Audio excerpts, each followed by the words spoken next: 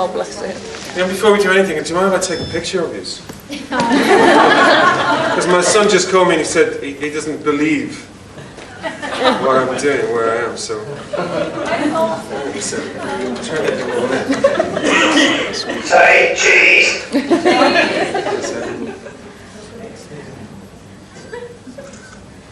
No flashes, please. There we go. Cool. I'm just going to talk amongst yourselves. I'm just going to send it to just to prove it to him. That was really close, wasn't it, Dr. Hill? I could hear it then.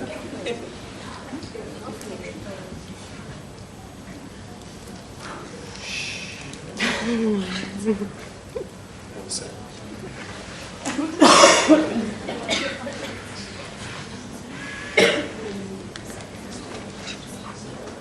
Cool.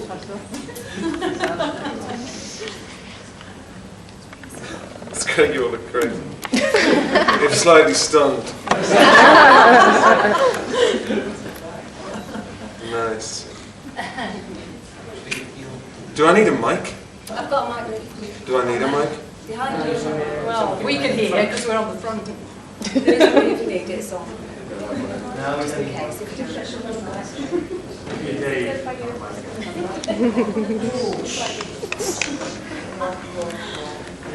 I always feel slightly fraudulent on these occasions because, in one respect at least, because I don't watch telly. I keep a telly, but mainly just to watch the medical channel at 3 in the morning, or check out my spleen, or the occasional football match. But I've not seen any of the new or the recent Doctor Who's. I've not seen a single episode. Yeah, I know it's weird, but so I don't know what it's like. I don't know what he's like. I don't know. I mean, I've seen tiny clips of them. And similarly, I wasn't even much of a Doctor Who watcher as a kid. I mean, I saw it. But I mean, no more, no less than any of my mates or my family. So just thought I'd say that in case you thought it kind of comes with the job that one needs to be encyclopedic on the subject, or I don't know. But we can make it up as we go along, can't we? And we can talk about what we want, can't we? Yes, go on.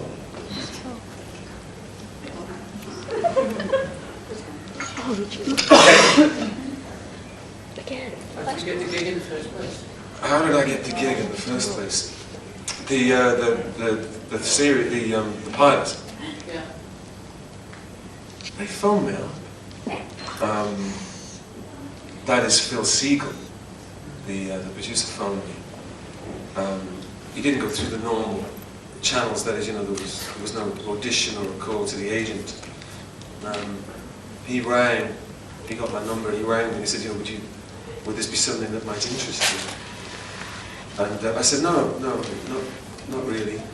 But thanks for asking. I mean, we knew that there was, at that time, God, it's 10 years ago now, wow.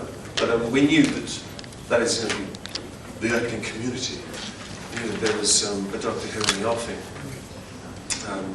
And at that point, it had been 7 or 8 years, hadn't it, since there'd been a series, since McCoy had finished the series. And there was all kinds of rumours, Eric Idle and Alan Rickman and Robert Lindsay and Oliver Reed or whoever it was. Actually, he'd have been a good Doctor Who, was going to do it.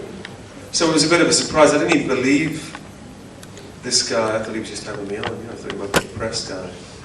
Sometimes they do that. They ring you up from a radio station.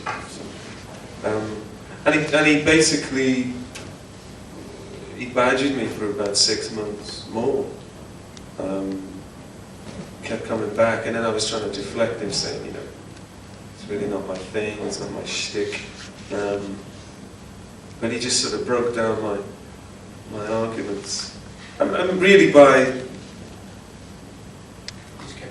just saying, well, look, you know, come and talk to us, and come and tell us what it is that you think that you do. That, you know, then they kind of tailored it that way to me.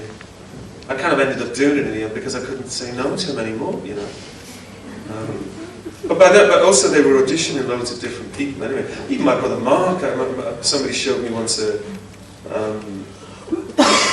film audition, you know, a tape of a reading that he'd done. Mark, has anyone ever seen that? Is that out somewhere? Is it on the web or something? I've seen it. And he was great as well. Yeah, he was terrific. Anyway, they gave it to me instead.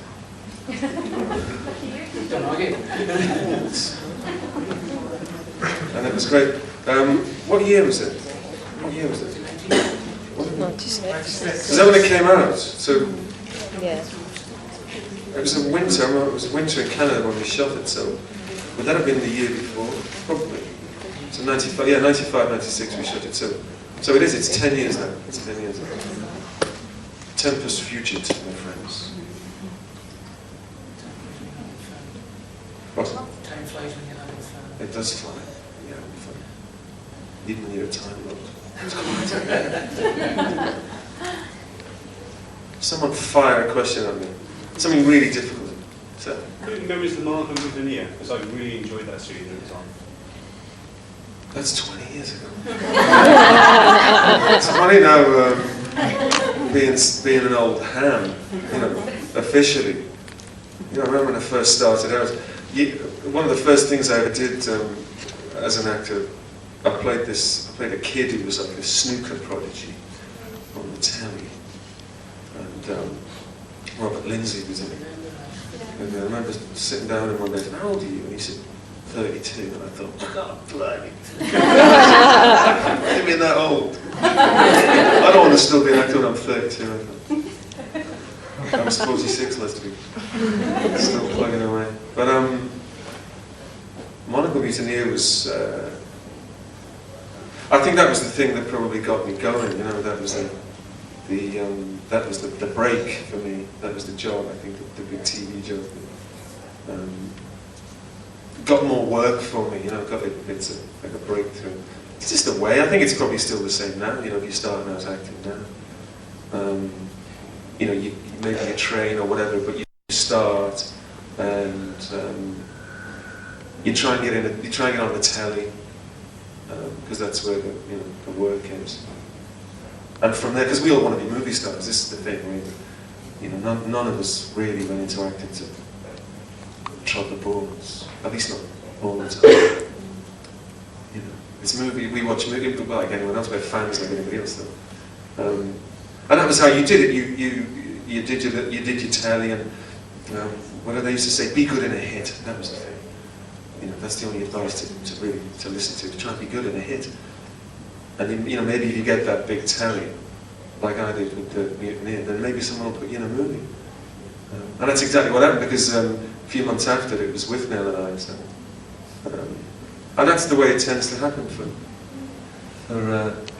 acting. But I loved that. I loved the Mutineer. I think that might be the best work I ever did. You know, all in all, you know, in terms of the role and the complexity of it. The impact that it had. It is my one prediction was right. When I saw it, I said Doctor Who 9 years later. No way. It was right. No way. What was whoish about Percy Topish, do you think? That's interesting, I've never heard that before. Going back to William Hartnell being a little bit nasty, I mean, Topish is a completely unsavoury character. You were rooting for him right to the very end. Yeah, it was good. A few times actually I played and had played characters that actually had lived or were still around, you know, which is a strange. It's quite interesting, and it's also. And once or twice I've actually played people who were there watching me do it, playing them. That'd be Chris Ryan. Oh yeah, that was one. And there was another one. The very first thing I ever did was some young Liverpool lad who's since dead, but That's quite an odd thing. Topless, of course, had lived, Percy Topless, and was obviously, I mean, even just reading, what remained, just reading the legend of him, and the eyewitness accounts of his exploits and the things that he did, it was fairly obvious that, no matter who got the part, this Topless was a better actor than any of us were ever going to be. He must have been astonishing. It's conceivable now, for example, that I could, I'm a working class kid, but if I got a bunch of A-levels and went to college, I could be an army officer, for example. You can do that now. But in those days, during World War I, officer and gentleman were one and the same. You couldn't be an officer without going to the right school or coming from the right class of people. He was a kid out of the mines in Nottinghamshire. For anyone that doesn't know the story, I'll quickly praise it. This kid worked for the RAMC, he was a stretcher bearer, and thus had access to basically the personal effects of dead bodies, dead soldiers, officers, from the stores. Halfway through the war, he started nicking these clothes and effects and pretending to be these dead people. So much so that, not only would this kid walk into the officers' mess, dressed as a major sometimes, he was 20. He spent 2 years ingratiating himself into London society. I think it was some kid from Mansfield. And occasionally people would twig, but he had a way about him. He was a criminal as well, he was a crook, and, he was certainly no angel. He was going out with Lady so-and-so of so-and-so in Pont Street, and nobody was sussing out of it. Really, it's all like, it's fantastic. I was dragged. I left school at 14. So, that was like the Scarlett O'Hara role that year. Everybody wanted to do that. Everybody wanted to play that part. But they gave it to me. I'd just been in India. I'd been away with my mates for 4 or 5 months, and it was in the January, and I came back. It was freezing in England as well at that time. Deep snow, and I had a suntan, and we just got back from Thailand. I think we'd been away 11 months. And the director, Jim O'Brien, I met him in this office in Soho. And I'd been back 2 days. I don't know if anyone's ever, been away for months, or the first time anyway that you go, as a kid over to the Far East, and you really go seriously travelling, not just a 2-week holiday. And particularly if you include India or something like that. The culture shock happens when you get back, not when you're there. You realise how weird Britain is. You know what I mean? You have that feeling. Oh my God, how can we live like this? So I was a little more freaked out than I usually am. I've been back a couple of days. Anyway, I met this guy for this audition. I must have looked at the stage. Anyway, he said to me, "Where you been?"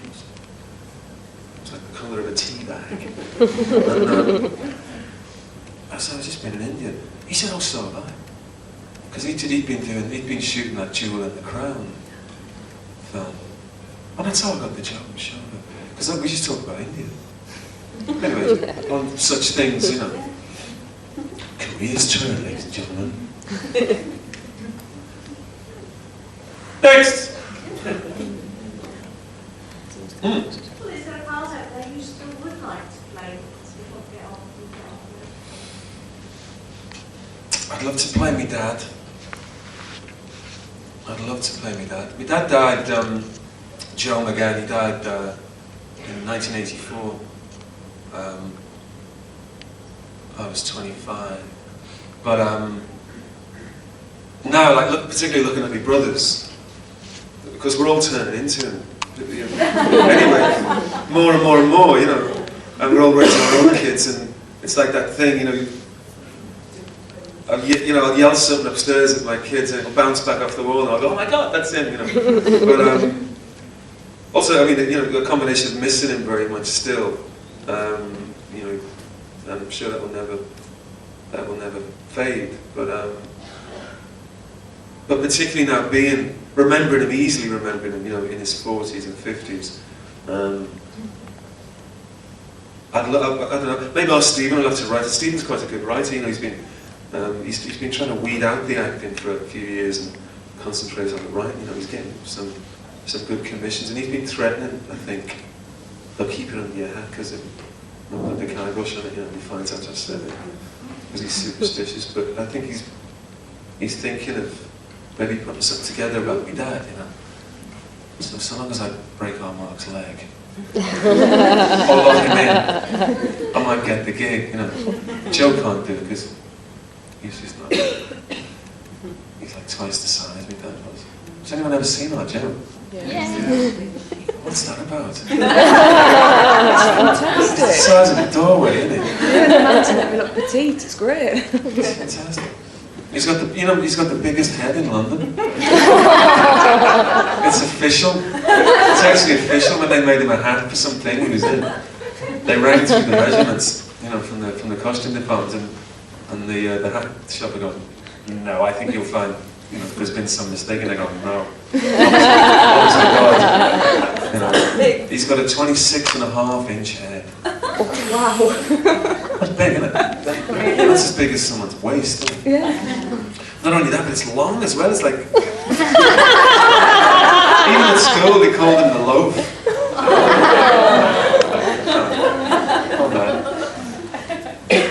You know, he was really close to getting James Bond.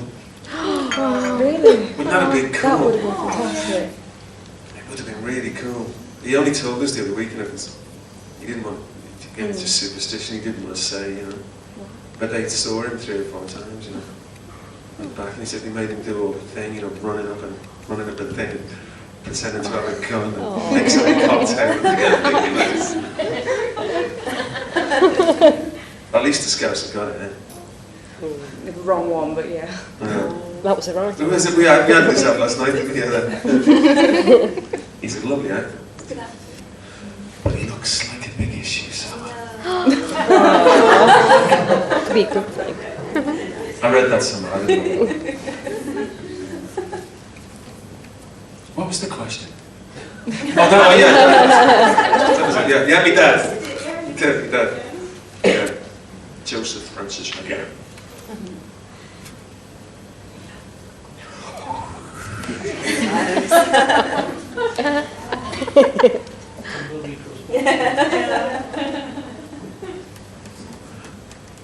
Oh, hi there. Hello. I just wanted to ask how you came past the part of Dom and what helped it feel being part of the Canadian, which is one of nearly the highest grossing movies. It was great, and the day that we got chased down the ventilation shaft by the monster was just like the best day. It was like being back at school. And even when we went in, Fincher the director's going, guys, this is it, this is the day, you know, you're all going to get chased by the alien. And people are like, oh great! It's amazing. And it was really, really scary, because that's what because we're just kids, really. You know, when you do this kind of work, you know, it pays to just, because that's what it's just play, really, you know, it's just grown-up play. Lots of grown-up play. And it didn't disappoint, you know. It's just kind of cool, you know, having seen it and having been, you know, and seeing like the head with the other head that comes out of the mouth and then having to do battle with it. It was so cool. I loved it. And didn't they find like loads of extra footage recently? They put a new version out, haven't they? Yeah, because I was in it for ages, and then, you know, we were all in it for months and months, but, you know, I think I had quite a large, that role that I played was quite a substantial role, and then in the end it was sometimes happens like that.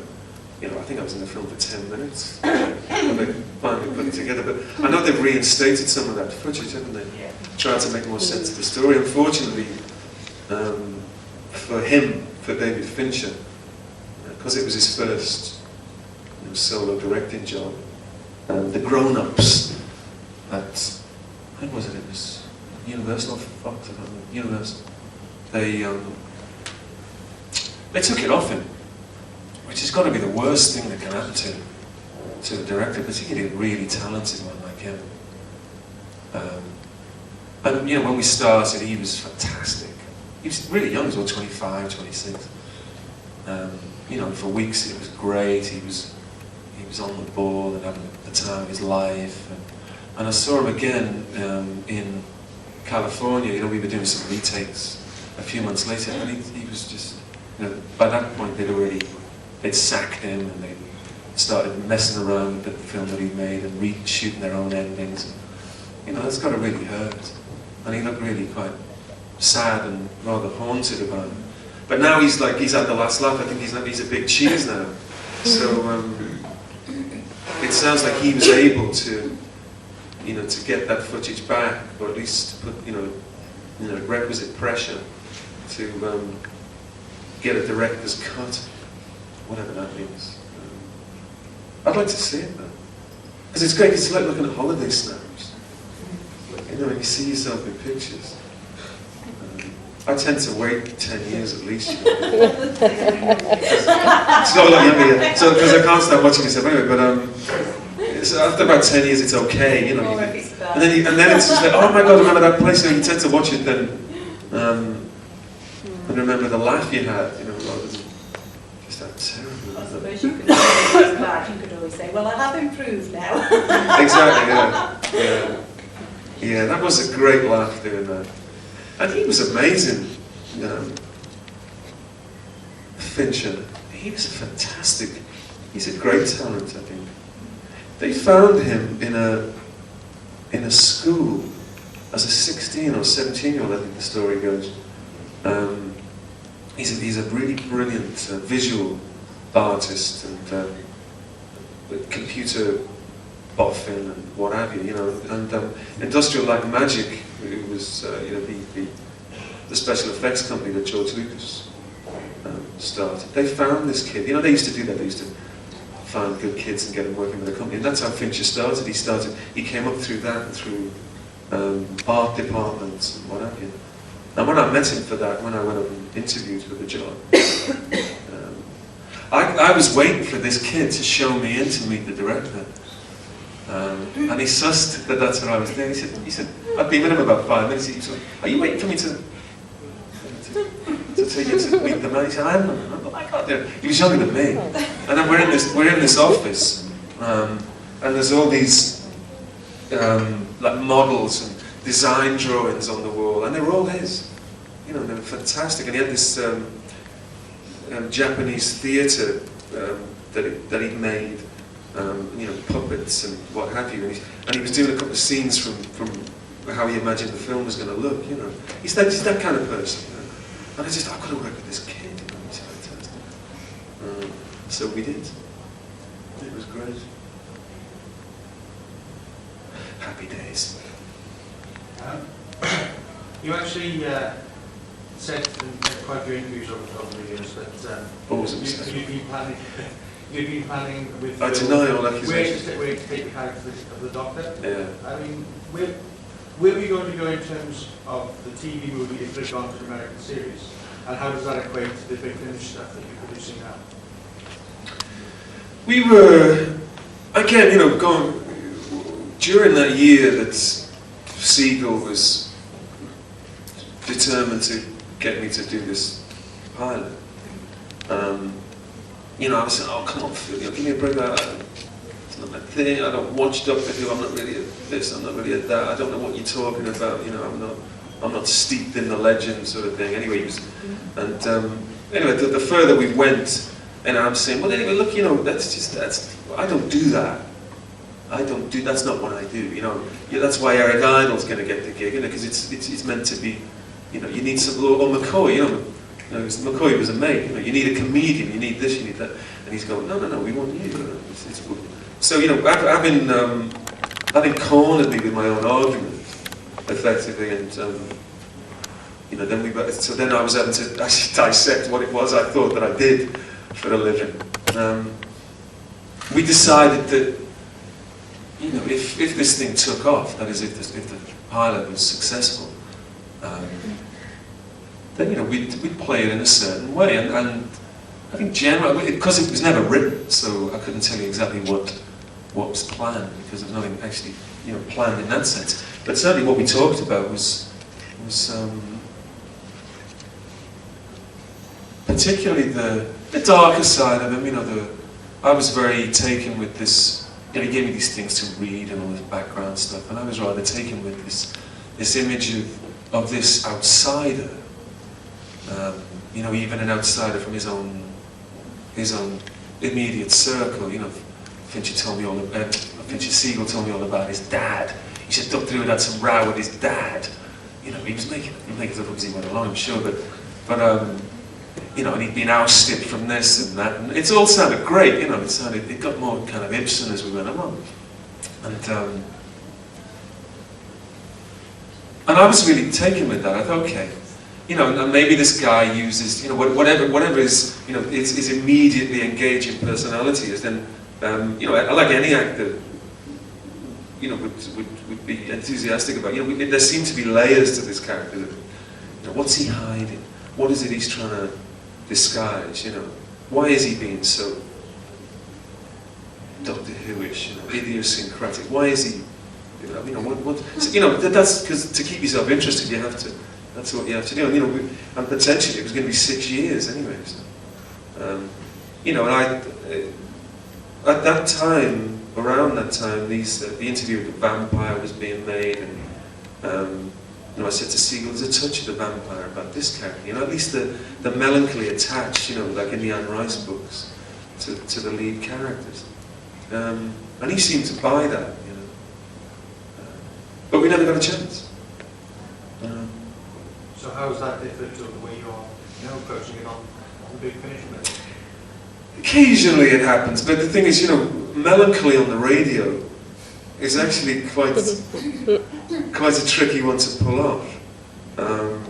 You know, the audio adventures are such that, I know, because I did another few this week. You know, radio tends to be plot driven. You know, it's not a fault, it's just the way it is. You know, oh look, there are 6 of them, and they're all coming this way. You know, that's how radio has to be, so you can visualize what's happening. Whereas, you know, obviously shooting on film, you can look sad, or you can look like you're disguising something, or you can look like, you know, there's ways. It's a slightly tougher ask on radio. Believe me, I tried it. You know, you just sound glum. Either hungover or both. Doesn't quite come off. So, you know, radio. The audio adventures, I really enjoyed doing them. More for the sort of the communal thing, the company spirit, you know, of getting a bunch of people. Radio's really funny to do. I don't know if anyone's ever done it. You know, it's a laugh. It's not like working on film sets is tough and scary, you know, and all this machinery pointing at you, and everyone's looking at their watch and can't you get on with it, and this and that. Whereas radio's different. It's more like doing theatre. You're all in the same room. You're all sort of, you know, you're all getting it together. You know, the energy's there, and it's like, you know, it's good fun. But as far as the character goes, I think. I'd like to think we could do more with it on the radio, but I'm not quite sure how we can pull that one off. Like, you know, turn him into Hamlet or something. You know what I mean? It's like a small pig. These are the jokes, fellas. One in a row. So do you feel you have to be a better actor on the radio than you do? Do I have to be a better actor? No, a different actor. You know, working as an actor,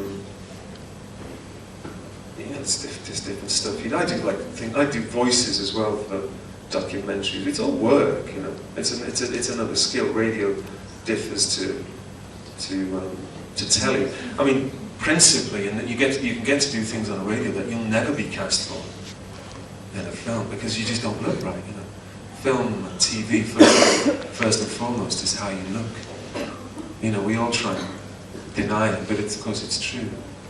And unless you can accept that, you just don't, you know, you'll never be happy doing it.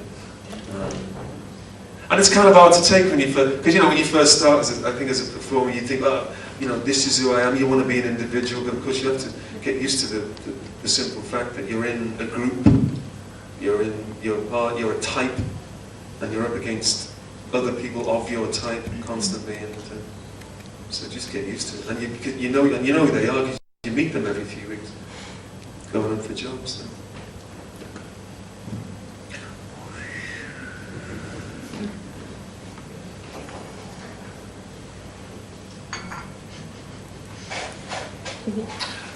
Right, Jeff. Sharp. What am I doing Sharp for? I did Sharp for just a bit longer than I did Doctor Who. In the event, about 10 weeks. Sean Bean did that for what, 5 years or 6 years? I think. I was the original Sharp, and we went out to Ukraine in forget what it was, 91, to shoot. It could be a long shoot as well, 16, 17 weeks. But I got injured on the first weekend. In their wisdom, they thought the first Sunday off before the Monday, they thought they'd take us to the beach and play football, and I never even made it to half time in this game. The executive producer, old 19 and a half stone of him, and no word of a lie, committed himself to a tackle that he simply couldn't get out of, and I could see him coming at about 5 yards, and he was like a tanker trying to turn in the channel as it was, you know. But once he started on this, anyway, he landed on me, and that was that. That was the end. And I've never been the same since. He did it, just tore all the ligaments in my left leg, in my knee. And that was me. But we were in this town in Crimea. What's it called? Simferopol it was called. Or Simply Awful. As the actors took to calling it. And they took me to this hospital and they looked and said, oh, you sprained it. You'll be alright next week. I said, oh, it doesn't feel like a sprain, it feels this. And this town's like about as big as Liverpool. He said, we've got 2 football teams here. He said, I see this injury every week. I'm a doctor. Shut up. Anyway, they put me on light duties, and it just got worse and worse and worse. Till by the end, after 7, 8, 9 weeks of it, I said, listen, you know, this isn't right. I want to go and get this checked out. You know, I said to the producer, not the one that flattered me. You know. He'd send me to Moscow. That's a bit Ibsen, isn't it? And to get it checked out, I'll fly me to London. I'll come back on Monday. But as soon as I got on the plane, they sacked me. And I flew to London, and the guy said, the Cromwell Hospital took one look at me and said, I'm operating on you tonight. This is wrecked, this leg of yours. And I'm lying in the hospital feeling really sorry for myself. And the phone rang, and it's Sean Bean. And he's going, what's going on? They just rung me and basically offered me the earth to get on a plane tonight. I said, yeah, go on. It takes sandwiches, I said. I said, I've never been to Ukraine. Whoa! The food is violent. People are fantastic, but the food is just... what was here I go. The coffee's in, you know. What was supposed to be the market garden for the old Soviet Union? It's gloop. It's food. You know, like that mauve soup. Things like that, and just like bread that looks like moon rock, you know, just like matter in a kind of matter sauce. But everyone got sick. So it was a horrible thing to be on, anyway. But anyway, he made the best of it, didn't he, old Sean? And, some water. So it was a case of, what could it be? It always happens to me, doesn't it? What could it be?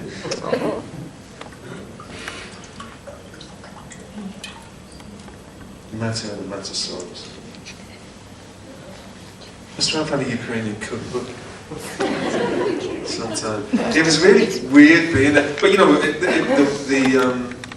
was around 1991. You know, the Berlin Wall had come down the year before, and the Soviet Union was breaking up, or it just broke down. You know, and the people there were pretty. I mean, they were pretty wrecked. You know, again, they didn't know what was happening.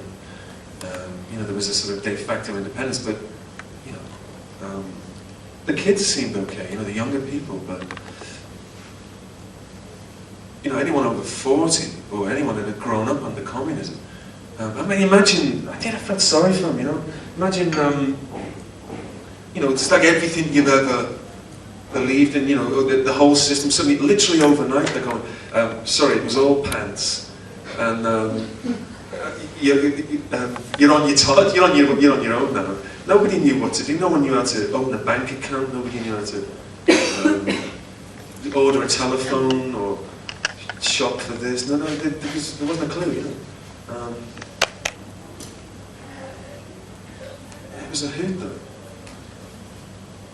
But not an experience I care to repeat. And we all ended up suing them. That was the real drama. We ended up, all of us, you know, I had to sue them for all my wages because they refused to pay me. And all these sick actors, you know, had enough of this mauve suit.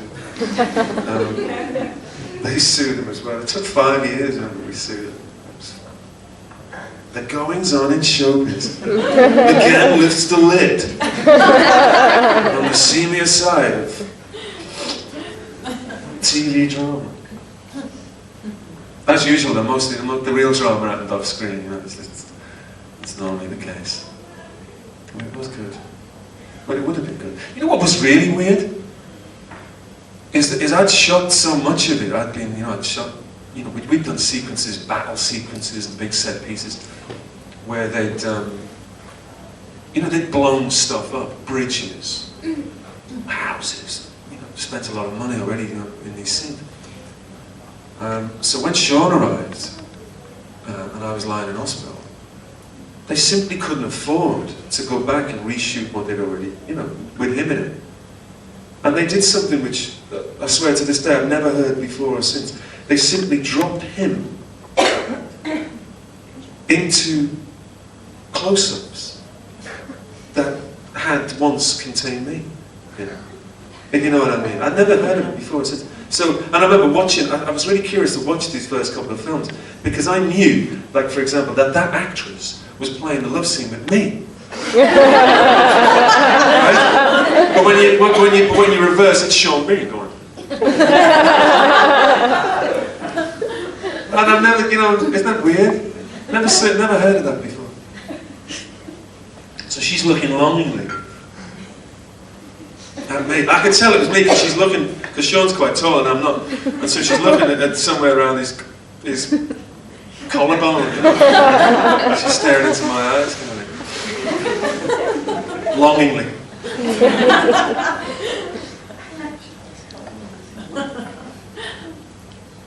What larks? I find it quite ironic you lost Sharp because of a dodgy leg and Sean Bean spends most of the films limping. What's that about? What is that about? I never thought of that. It's true, isn't it? He drags that leg all around the Ukraine. It's a sympathy word. I think it probably is. Yeah.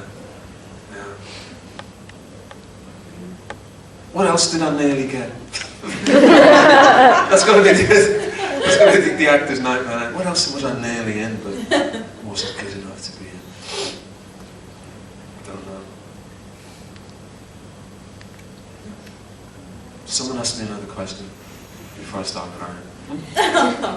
Do you have any idea if and when we're going to get to see Poppies? Poppies is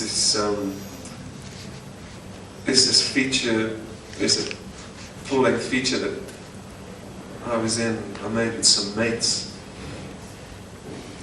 Over the last couple of years, you know, we basically just made it on credit cards. Shot this thing, you know. Since doing them on McGann, I've always, you know, the 20 years, it got me really interested in the period, in the First World War period. So much so that I've always gone back to the battlefields. And, it's the only really kind of Iraqi thing I do. That's my thing. I go over there and walk across the fields of the Somme. So we shot a film over the last 2 years, based on this experience. I don't know. You see, shooting a film, particularly now, with modern cameras. I mean, anyone can shoot a film. You go out and shoot a film for just for peanuts, really. Getting it seen is another matter. Firstly, getting it, doing the post-production, getting it paid for, making it look nice. That costs money. And then getting it distributed is the big thing. And Poppies is like probably 10,000 other British pictures at the moment. They're kind of lying in cold storage. There's nobody wants to give it that funding that means it's going to be exhibited. It's tough. So we take it around the festivals, and we try and chat people up into finishing it off. I mean, first and foremost, if you could make a film on that camera there, and it could be a beautiful work of art. But if you want to, one day, you fondly hope that they see it in the flicks.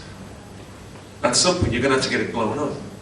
There'll have to be a 35mm print of it.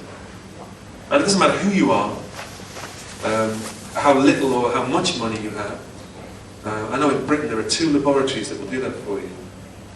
And it will be 100 grand, say, if you're Joe Soap or if you're Ridley Scott. It doesn't matter. That's the going rate.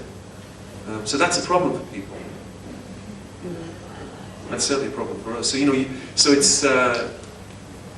it's a case of just persisting and trying to find somebody rich that will back you. We're taking it around America at the moment, but they don't. It's a bit downbeat for them. Did you find the same thing with Jippo? Jippo's doing quite well. Jippo was this. Jippo I shot about this time last year, which was, again, it's a feature, full-length feature, and it's the first, and probably the last, UK Dogma film. For those of you that aren't familiar with Dogma 95, it's this really weird, ascetic discipline, pioneered initially by von Trier and these Danish types who were tired, so they said anyway, ostensibly of so much artifice in pictures. Can't we get back to something raw? And, isn't there a better way of achieving, an emotional punch in a picture without having violin underscoring and all manner of devices, So, has anyone seen Festin? Festin was you should see it. This is the one this is the first one they made, or was it the second one? But it's probably the best one to see. And these are films, there are stories and there's a shooting script as such, but there's no dialogue written down. It's all improvised. There's no music anywhere in the film. When you watch a picture generally, you almost don't notice the music anymore. But there's all kinds of aids to, as the filmmakers would have it, to focusing you in a particular direction, making you concentrate on a certain thing, or building up the tension with this, that, and the other. But these Dogma types, they thought, no, we won't have that. We'll just try and get back to simple storytelling with no lighting. We'll just use available light again because of the advent of digital cameras and the modern formats. It's possible to do it. So there's no lights, no music, there's no costumes. You wear your own clothes. You turn up and shoot in your own clothes. That was weird. What's it like on set doing something like that? It's really intense on set. Is it a bit stressful, or is everyone more relaxed? Or?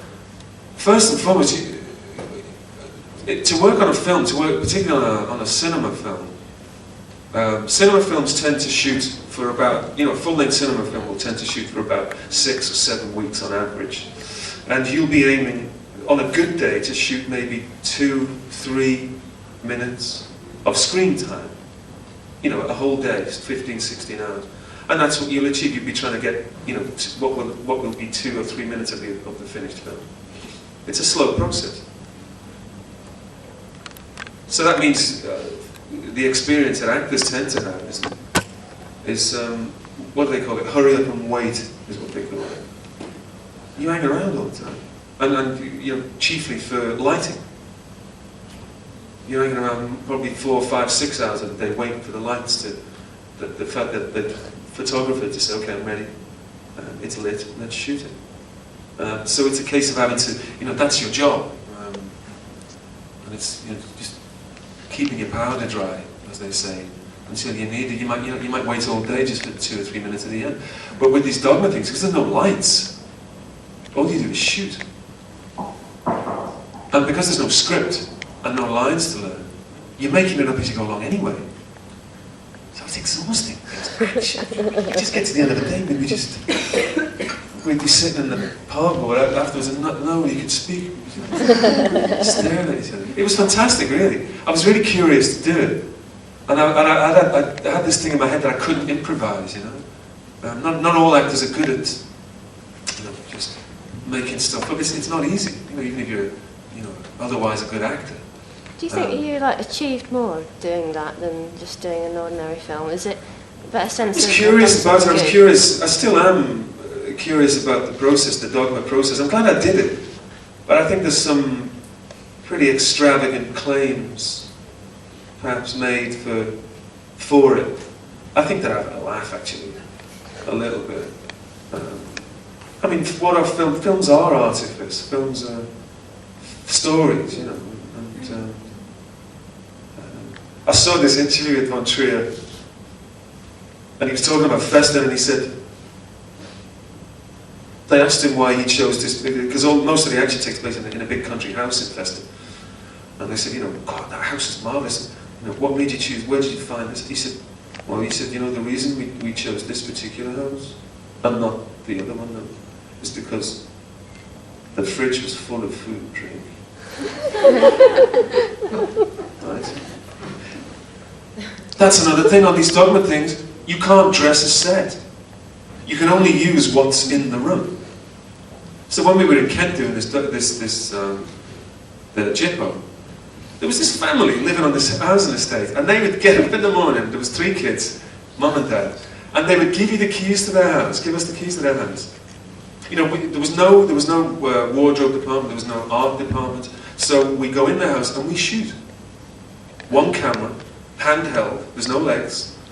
And if there was a food scene, we had to eat their food. That was in their fridge. It's weird. I think, they are having a laugh, really. That's taking it slightly too far. And I don't know, what is truth? What is emotional truth anyway? It's like people sometimes say to actors, God, it must be really difficult to leave that character behind and go home and no, actually. I'm telling you a story. I'm not really that person. But you know what I mean? And we're playing emotions, we're telling stories of emotions or stories of business. It's not necessary to, what I mean is it's not necessary for us to feel those things in order to tell you the story. All we have to do is act the story out. That's what we do. So I'm not so sure that simply by creating more, privations and making the thing more kind of monk-like or something is going to make the story any more truthful. I don't quite understand what that means, but I'm glad I did it. It had a real edge to it, and I quickly found a way as well, because we played a family in this thing. You know when I played my first granddad in that film? That was a shock. It took me a few weeks to get over. But we do scenes, like there's quite a few dinner scenes And it's a bit like this now, if there's a silence, somebody feels compelled to speak. So we turn into a bit of a madhouse, because we're meant to be improvising. And there might be 6 actors in the room all kind of waiting to say something. But that's not how families live, is it, Gemma? Well, not my family, anyway. And so that was interesting to find a way of getting through that. I found that the less you said, actually, the better. Anyway, even though I was meant to be playing some mouthy bigot. Is that what kind of adds the edge to it? If that kind of awkward silence? I think so, yeah. I think so. But anyway, wait and see it, because it's actually picking up awards and it's doing really, really well. Now that has got this distribution. They're going to pay for it and send it out, and it stars, amongst others, Pauline McLean, who is Mrs. Doyle in Father Ted. Go on. Yeah, playing this Kentish fishwife who falls in love with this other woman, this Romany asylum seeker. It's cool. It's so incongruous. And seeing her do this particular turn, and she's fantastic. Yeah, just fantastic. I'm crap. I'll play Alf Garner's in it. That's the Alf Garner. More! Which role has been the most difficult for you to play or research? To play or research? Research, that's easy. I'd never research. Because there's never the time. There's simply never the time. It's a nice idea. It'd be lovely actually one day for them to say, look, we're going to make this film in 4 months' time. And you're in it. Do you want to go away and bone up on the subject? That would be lovely. But it never happens, because you always get the gig and then you're shooting the Monday after. So there's never any time to... Yeah, I suppose you could only research if it was a real true character. I suppose, yeah. I mean, you can read stuff as you go along. And, but, that's... So that research is easy because there's never any time. Really never any time. As far as the most difficult to play, there's been quite a few actually. That's just too hard, because sometimes you just do things that are a little bit beyond you, just to I do anyway. Stuff that doesn't quite come off, but it's like anything, you learn more from them. You learn about your limitations. I think it's get philosophical or something. Would you consider playing another sci-fi role? Another sci-fi role? Yeah. Yeah, because there's obvious intelligence at work. I mean, I have to say, I'm not, as I'm sure you well know, I'm not a sci-fi buff in the slightest. I wasn't one of those people that has read all the books. I mean, I read a few books as a kid. But there's, they're obvious. They're going for something. The stories. By their very nature, they tend to be, suggestive of other worlds and fantastical. They're the complete antithesis of some, say, not disparaging it, but I kind of like it more and more. Has anyone ever seen Alphaville? Yes. Isn't that just a great It's film? fabulous. That's one of my all-time favourite films. I just came into my head. And it's this guy, isn't it? This police detective. That's right. Who's the actor? Is it Swedish? I can't remember. I can't remember his name. 1960 Godard film. And most of the action takes place in a Paris hotel. That's right. And even without special effects. No effects. Yeah. No effects. You know that this is a film about aliens and extraterrestrials, and but on the face of it, it's just this guy investigating a crime. It's a fantastic film, though. That's what I mean. There's an intelligence at work in that. That's just good storytelling. I like that. I like that. that one? Was there anyone in that? No. No. Oh, Hello.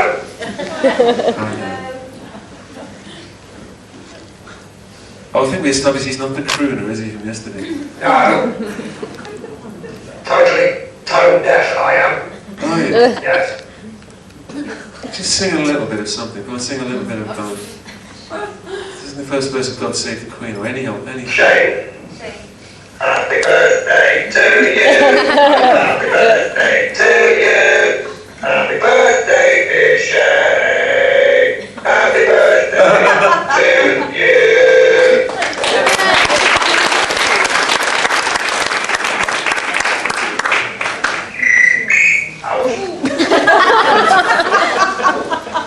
Tone deaf my arse. That was positively mellifluent. Tony, it's your turn to get off the stage now. How was it? Yes. I was just getting warmed up now. The program has been exterminated. Anyway, till we meet again. And now, remember Mike Yarwood? He used to go at the end. Oh, you ended with that. And this is me. Let's sing some cheesy old. If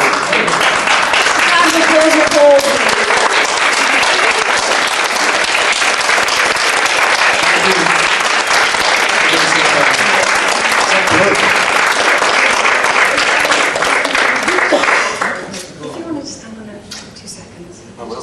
we're going to do the auction now. So I'll go. What am I going to auction? Well, think of it for 2 seconds. Careful. 2 seconds. What can I auction? The jumper. Yeah, your Somebody jumper. just said your body. I do that about 10 times. No, I can't. Oh, this was a present. No, you can't. Give him another think, all right? Come up with something Scarf? original. Scarf. Scarf, yeah. You've got a scarf. It's not a bad idea, is it?